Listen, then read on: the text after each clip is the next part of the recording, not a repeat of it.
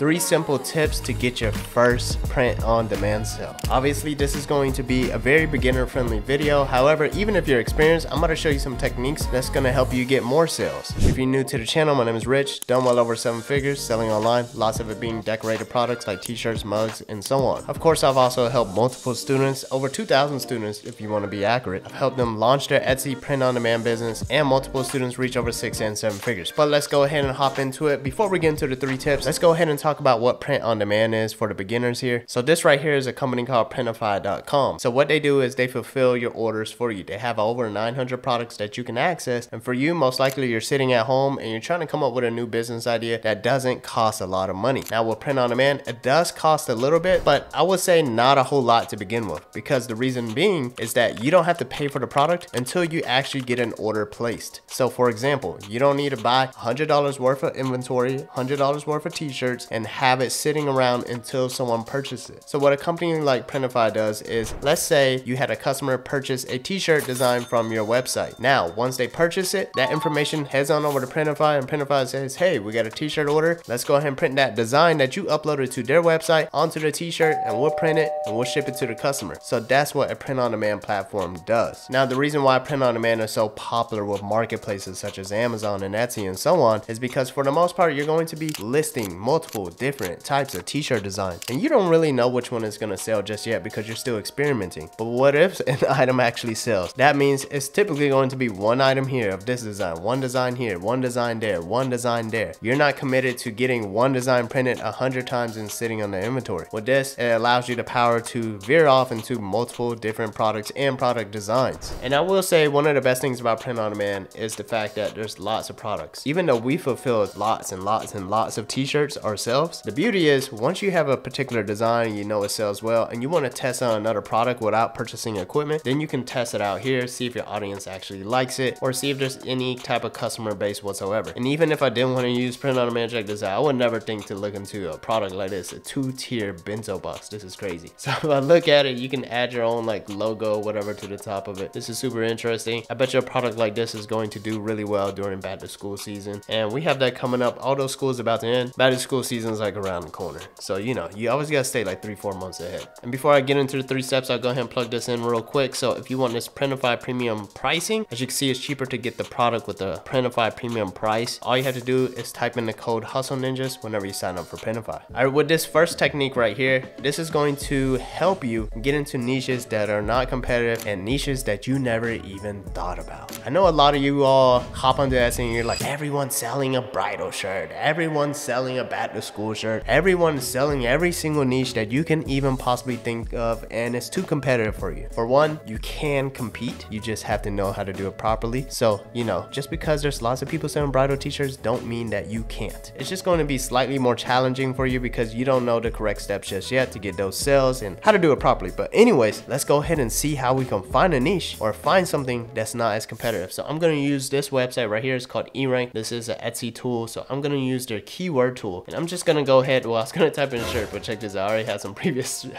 searches. Cereal color shirt. I have to look and see why I even looked this out. It must have been something that was trending on Etsy. We're going to get into that because that looks a little funny just for it to pop up like that. Let's just go ahead and type in shirt. All right, so now we have all these searches right here. We have all kinds of different things, and check this out. We have the average searches, we got the Etsy competition, all that going on. I'm going to click on this little button right here which says Etsy competition, and now it's going to sort it by the most competitive all the way down. So what I'm going to do, I'm going to look for something I call the sweet spot, right? So I'm going to come down, and it looks like we need to head on over to the next page. Instead, I'm just going to click this right here. It's going to give me all the pages on one page. All right, so now I have everything else popped up here. I'm going to keep on going down. All right, here we are. We're starting to find something sweet right here. So we got a little bit of a polo shirt going on. Not as competitive, some decent volume, but the volume's not consistent. However, we know last year in June, it did well. So we can be ahead of the curve this year before people are on this. Don't necessarily know if that's just like the polo brand shirt or it's like polo as in the sport. So we don't know. Well, you might know if you're into the polo, the sport, and maybe the sport like pops off during summertime, you know? So you might have more of an interest in polo than I do. So you might know more about it than I do. However, you know, this is summertime right here. Summertime going to fall. We know that's something that we can even look into. So I'll keep that to the side, but let's keep looking. We have an Epcot shirt. Obviously, obviously that's some trademark we don't want to dive into. I know you see a lot of people who selling trademarked items, getting away with it, making sales, bragging about it. Forget them, okay? You know, they'll get shut down eventually. It's just like speeding on the highway. You know, you can do it back to back to back and not get caught, and then one day you just get caught and then you feel like you're never gonna do it again. All right, so now we have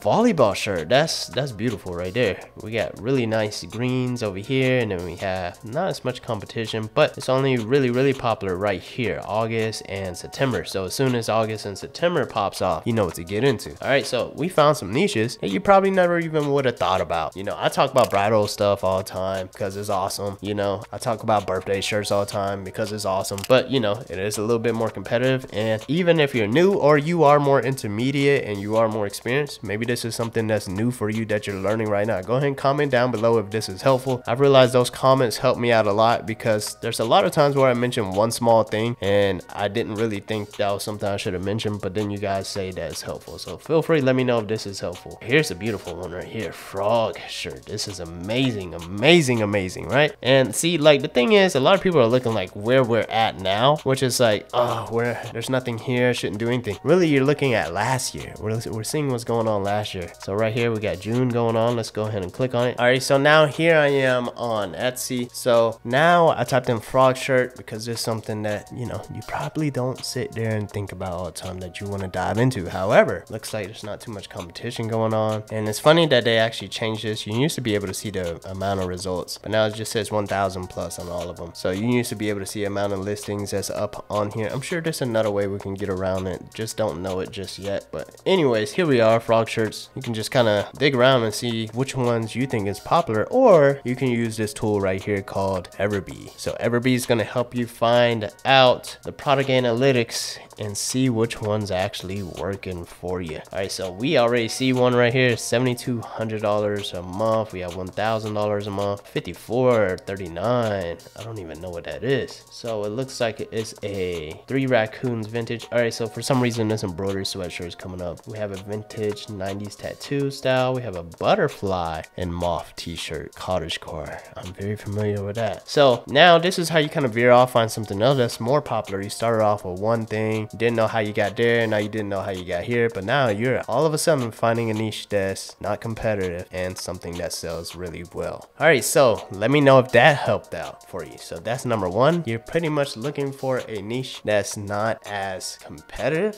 and it's something that you want to dive into and you don't even know how you got there, but now you do know how to get there. All right, so number two, what are we going to do? We're going to be talking about trends. So there's multiple different types of ways to find trends. Trends can still practically end up being a holiday. Mother's Day is coming up. Obviously, Mother's Day t-shirts is going to be trending all over the place. So that's probably going to be something that you want to hop into. A lot of you guys are too afraid to hop into it because you feel like you're riding a wave and it's going to be over. But let me tell you something, that wave is going to be worthwhile. Like the same way a surfer goes out into the ocean to find the biggest wave to ride. That one big wave is worth the wait and worth looking for and worth working for. So don't miss the wave. You know, surfers also go out there for all those little waves, but imagine like a whole bunch of little waves here and there. Yeah, you can do that all the time, but nothing like that big splash that's really gonna make up for all those little waves, and those amount of sales is going to be worth working for. So here's a few ways that you can go about finding trends. For one, you can just type in holidays this year, right? You have Veterans Day, Martin Luther King Day, Labor Day, Memorial Day, Thanksgiving, but you can dive even deeper. Let's go ahead and click on the link. Check this out. We got the Kentucky Derby. You already know Kentucky Derby goes crazy and it does get a lot of coverage and it does get a lot of attention. However, that's not something you think about whenever it comes to holidays or events. So, you know, this is how we look up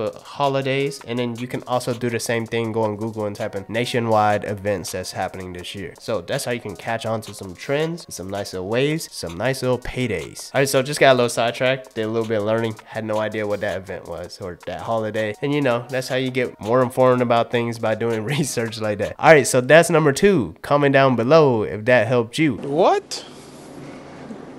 Now on to number 3. Number 3 is really simple and straightforward. You know, the first 2 is probably gonna help you if you're beginner, intermediate. This last one's probably just gonna help the beginners. And also, let me not forget, I'm gonna open up this tab for the serial killer shirt so we don't forget about that. All right, so number 3, you can just simply go ask someone. If it's your first sale, you're gonna have to go hard. You're gonna have to get out there. You're gonna have to, even if it's on Etsy, you know, even if you have a print on demand store, you're gonna have to get out there and ask your friends for that sale. Ask for permission for you to sell to them, because you need that first sale. That first sale is going to be everything for you to get your confidence up, even if it's a friends and family, even if they didn't like the design. You know why? Because you gotta sell, and then now you're getting to that business mode where you're like, man, I gotta go fulfill something. I'm about to get this money into my bank account because I just got me a sale, and now I'm ready to get my second one. That first one is everything, you know? So don't be afraid to go out there and ask someone. DM people, send people messages. Everyone has a phone with a contact list in it. At least I hope you have some people in there. Everyone goes somewhere every single day. If you have a child, you drop them off at daycare. There's someone sitting at that front desk, you know, you gotta ask someone for that sale, because, you know, how else are people gonna know that you have products for sale if you're not telling people you have products for sale? So that one right there is really simple, but I want you to not overthink it when it comes to business. You gotta get out there however you can. All right, so now I'm on serial killer shirt because I don't know why I looked this up before, and I don't know why that was in our feed. So here we are. We got,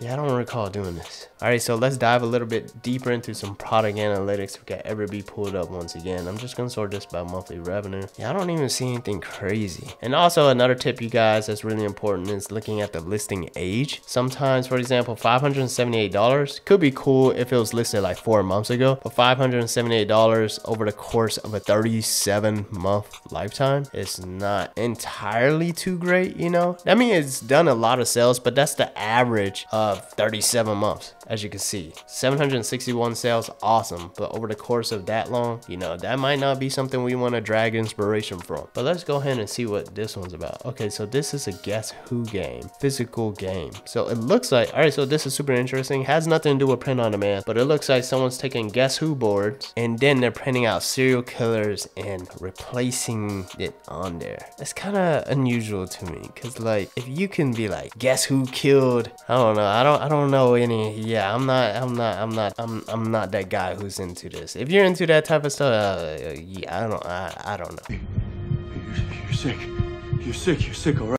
If this video helped you out, go ahead and comment down below. Let me know. I really need them comments in this video because, you know, sometimes I overthink videos all the time and I see 1-2 comments here and I'm like, yeah, let me keep making the videos. All right, so I'll see you guys in the next one. My name is Rich. Comment, like, subscribe. I'll see you on the next one. I think I just said that. Let's go.